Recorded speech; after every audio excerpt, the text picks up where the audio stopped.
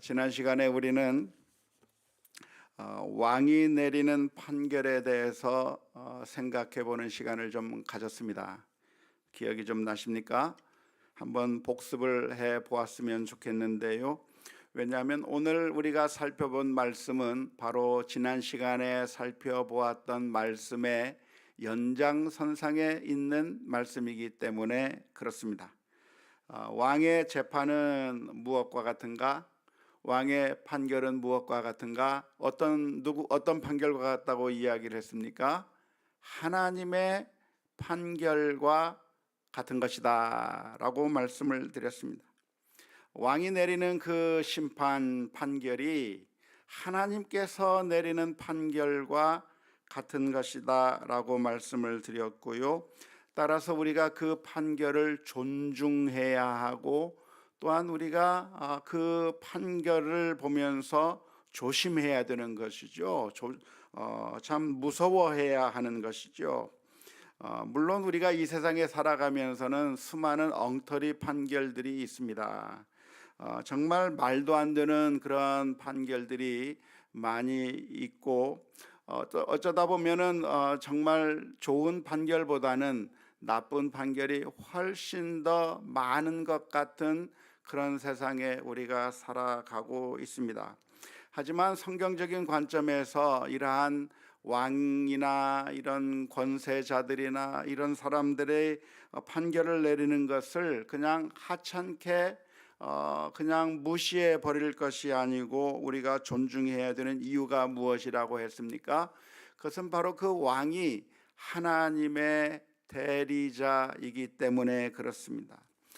우리가 세워놓은 그 왕 혹은 재판관 혹은 정부, 어떤 권세를 가진 사람들, 이 세상에 있는 모든 권세는 무슨 권세인가? 그 권세는 하나님께로부터 나온 권세다라고 성경이 가르쳐주고 있는 것이고요. 따라서 그 권세에 대해서 우리가 복종하는 것이 당연한 것이고, 그 권세에 따르는 것이 당연하다고 성경은 가르쳐주고 있는 겁니다. 따라서 자녀들은 부모님을 존중해야 되는 것이고, 공경해야 되는 것이고, 부모님의 말씀에 순종해야 할 의무가 있는 것이죠. 선생님의 말씀에 귀를 기울여야 하는 것이고, 가르침을 잘 받아야 하는 것이고, 아무튼 위에 있는 권세들에 대해서 존중하고 복종하는 것은 성경적인 그런 가르침이라고 우리가 지난 시간에 살펴보았습니다. 이 세상에 있는 그런 권세 잡은 자들은 누구인가? 하나님의 대리자가 된다고 말씀을 드렸습니다.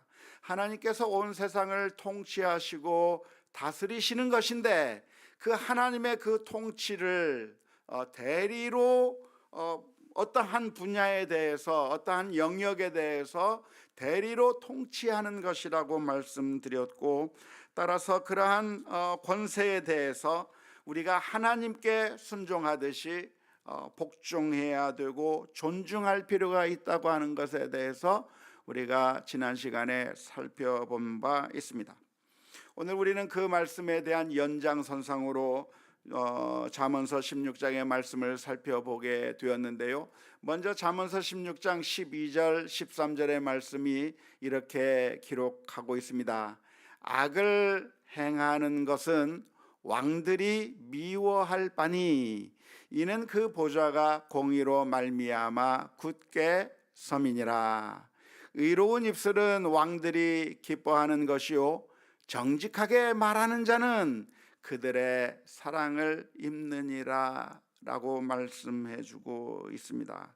한마디로 요약하자고 한다면 어떻게 요약이 되겠습니까? 악을 행하는 것은 왕이 미워하는 것이다. 선을 행하는 것, 의롭게 의로운 입술은 그 왕이 기뻐하는 것이다 라고 하는 것이 오늘 잠언서 16장 12절 13절의 말씀이라고 할 수가 있겠습니다. 그런데 가만히 살펴보면 좀 특이한 면을 볼 수가 있겠습니다. 악에 대해서는 말할 때 뭐라고 이야기하냐면 악을 행하는 것, 악을 행하는 것에 대해서는 왕이 미워하는 거라고 말하면서 의에 대해서는 뭐라고 얘기하냐면 의로운 입술은 왕이 기뻐하는 것이다 라고 말하고 있어요. 그러니까 악에 대해서는 행하는 것에 대해서 말하고 있는 반면에 의로운 것에 대해서는 입술에 대해서 말하고 있다고 하는 것이 좀 특이합니다. 도대체 왜 이렇게 표현하고 있는 것일까요? 악은 구체적으로 행동에 옮겨져야 그때서야 문제가 되는 것이고, 의로운 것은 입술에만 있어도 그래도 좋다고 하는 그런 의미에서 이런 표현을 한 것일까요? 그렇지 않습니다. 우리가 성경을 읽을 때 세심하게 살펴보는 것이 아주 중요한데, 이 말씀을 통해서 우리가 잘못된 결론을 내리면 안 되겠습니다. 악한 것이라고 하는 것은 우리의 행동으로 나타나지 않는다고 할지라도 마음속으로 가지고만 있으면 괜찮은 것이 아닌 것이죠. 성경 전체를 통해서 들려주시는 하나님의 말씀이 무엇입니까? 우리가 밖으로 악을 표현해 내야만, 악을 밖으로 실제적으로 행동을 보여주어야만 그게 진짜 나쁜 악이다라고 이야기하고 있습니까? 우리가 악한 마음을 품는 것 자체가 벌써 하나님 앞에 큰 죄라고 이야기하고 있습니까? 그렇죠. 우리가 마음으로 죄를 짓는 것도 이미 살인한 것과 똑같다. 살인하고 도둑질하고 간음하고 온갖 악을 행한, 실제적으로 악을 행한 사람들이 있는데, 그런 악을 행한 사람들이나 그러나 속으로 생각만 하고 있었던 사람이나 큰 차이가 아니라 사실은 마음으로만 생각하고 있어도 그것은 하나님 앞에 큰 죄라고 하는 것이 성경 전체를 통해서 들려주시는 하나님의 뜻이라고 할 수가 있겠습니다. 예수님께서 이렇게 말씀하신 바 있습니다. 마태복음 5장 21절 22절의 말씀 가운데 이런 말씀을 해 주셨습니다. 옛사람에게 말한 바 살인하지 말라, 누구든지 살인하면 심판을 받게 되리라 하였다는 것을 너희가 들었으나 나는 너희에게 이르노니 형제에게 대하여 노하는 자마다 심판을 받게 되고, 형제를 대하여 라가라 하는 자는 공회에 잡혀가게 되고, 미련한 놈이라 하는 자는 지옥불에 들어가게 되리라 라고 말씀해 주셨어요. 여기서 라가라고 하는 말은 막 욕하는 말이에요. 욕하는 말. 형제에 대해서 욕을 해대고 미련한 놈이라고 말하고, 또 속으로 미워하는 마음을 가지고 있으면 그 사람은 실제적으로 행동으로 안 옮겼기 때문에 괜찮아, 그것은 하나님 앞에 죄가 아니고 그냥 괜찮으냐라고 이야기할 수 있는 것이 아니라, 예수님께서 말씀하시기를 이미 그거 살인했다는 거예요. 이미 살인죄와 똑같다고 말씀하시는 거죠. 물론 오해하지 마십시오. 그러니까 모든 죄가 다 똑같다고 하는 말씀은 아닙니다. 우리 크리스천들이 많이 오해하고 크리스천들이 종종 혼란스럽게 여기는 것이 무엇이냐면, 예수님의 바로 이 말씀 때문에 혼란스러워하는 것이죠.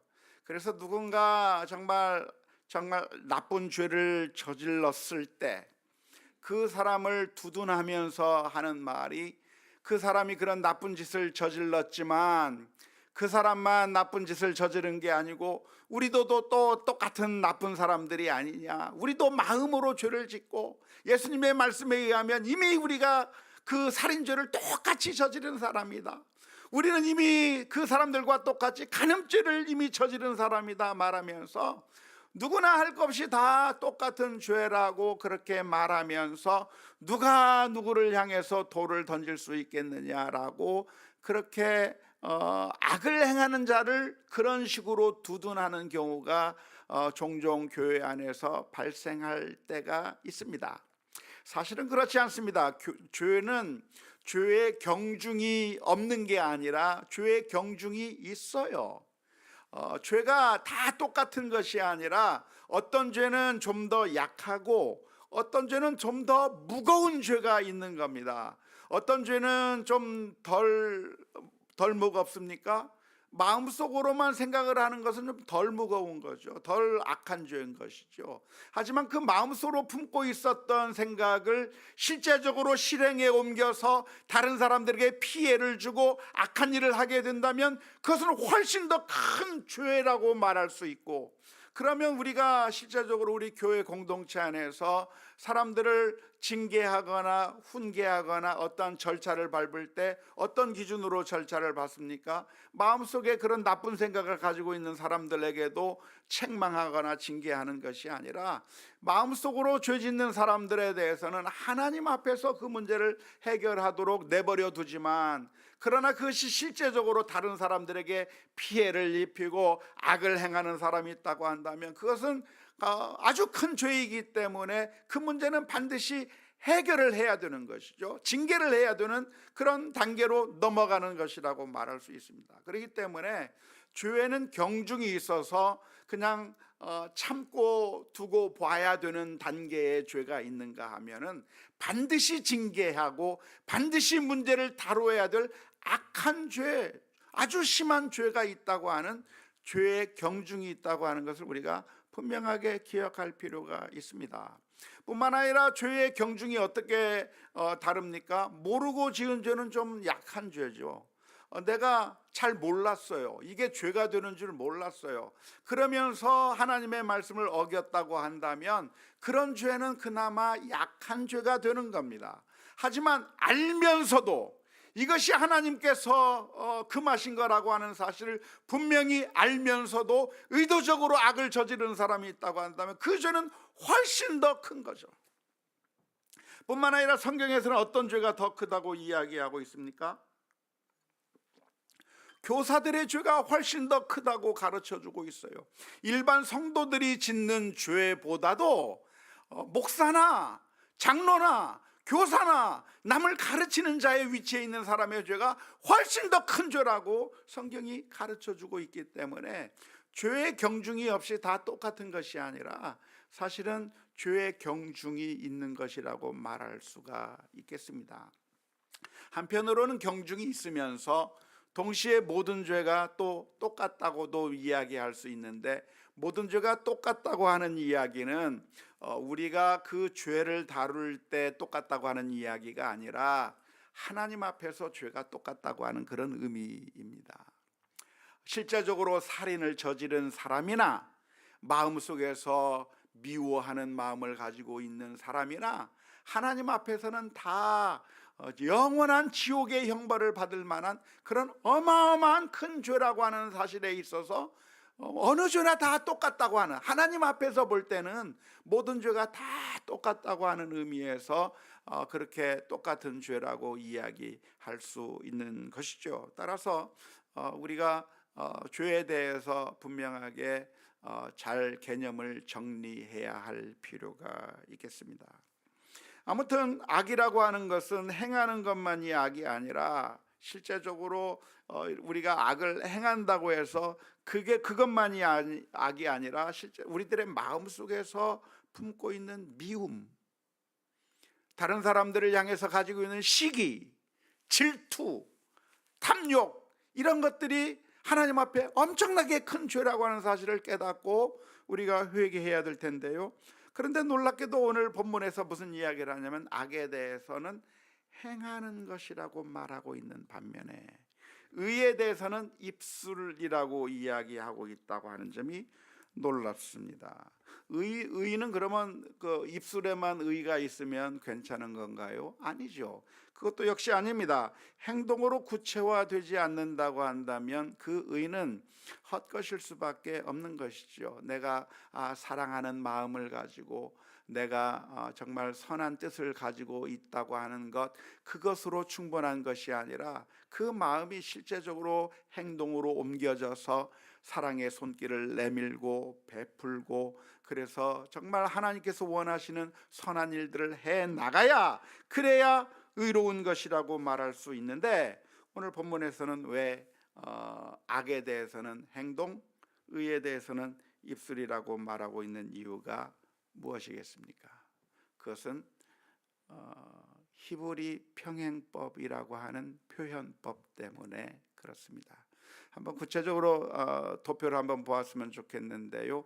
악을 행하는 것, 의로운 입술이라고 표현하고 있지만 사실은 이것이 평행을 이루어서, 대조를 이루어서 사실은 그 의미가 무엇이냐? 악을 행하는 것이라고 표현했지만 사실은 그 의미가 악을 말하고 행하는 것을 의미하는 것이고, 의로운 입술이라고 하는 것은 의로운 말만 하면 된다고 하는 걸 의미하는 것이 아니라 의를 말하고 실제로 행하는 것까지 같이 표현하는 것을, 저렇게 말하고 행하는 것을 똑같은 말을 두 번 반복하는 것이 좀 너무나 말을 너무나 길게 말하고 반복하는 것처럼 느껴지잖아요. 그래서 하나씩만 이야기하는 겁니다. 악을 행하는 것, 의로운 입술에 대해서 이야기하고 있는데, 사실은 악을 말하거나 행하는 것, 그것이 다 하나님께서 미워하시는, 왕이 미워하는 것이고, 의를 말하고 행하는 것이 왕이 기뻐하는 것이라고 하는 그런 의미로 이해해야 합니다. 여기서 왕이 기뻐한다고 말하고 왕이 미워한다고 말하고 있는데, 그것은 단순히 우리 앞에 있는 최고 권력자가 기뻐하고 최고 권력자가 미워한다고 하는 것 정도만을 의미하는 것이 아니라 하나님께서 기뻐하시고 하나님께서 미워하신다고 하는 사실을 오늘 이 말씀을 통해서 알아야 합니다. 왜냐하면 이 왕이 누군가? 하나님의 대리자이기 때문에 그래요. 하나님을 대신해서 이 세상을 통치하도록 만들었기 때문에 그 통치하는 왕이, 하나님을 대신해서 통치하는 왕이 의를 보면 기뻐하고 악을 보면 미워하는 그 모습을 표현하면서, 이것이 단순히 왕에게만 해당되는 것이 아니라 하나님 앞에 해당되는 것이라고 하는 사실을 생각하고, 지혜로운 사람은 어떻게 해야 됩니까? 당연하죠. 의롭게 살아야 되는 것이죠. 하나님의 말씀에 순종하면서 살아야 되는 것이죠. 우리가 잠언서를 살펴보면서 계속 끊임없이 반복되는 것이 무엇이냐면, 지혜가 무엇입니까? 지혜는 하나님을 두려워하는 거예요. 하나님을 무서워하는 거예요. 다른 걸 무서워하는 것이 아니라 하나님을 무서워해서 하나님의 법 안에서 살아가는 것이 지혜입니다. 내가 하나님의 뜻에 순종하며 사는 것이, 그것이 복된 길이고 그것이 하나님께서 기뻐하시는 일이고 하나님께서 원하시는 것이라고 하는 사실을 생각하면서, 우리가 오늘 이 말씀을 보면서 하나님께서 원하시는 선하고 의로운 길로 나아가는 우리 모두가 다 될 수 있기를 주님의 이름으로 축원합니다. 만일 우리가 악을 행한다면 어떻게 될까요? 잠언서 16장 14절의 말씀은 이렇게 기록하고 있습니다.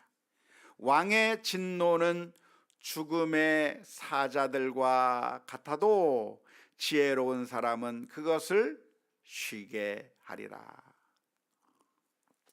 우리가 악을 행하여 왕의 진노를 사게 된다면, 다시 말하자면 하나님의 진노를 사게 된다고 한다면 무엇이 온다고요?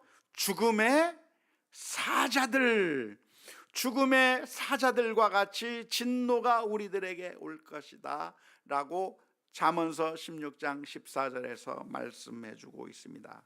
여기서 사자라고 하는 말이, 사자가 뭐죠?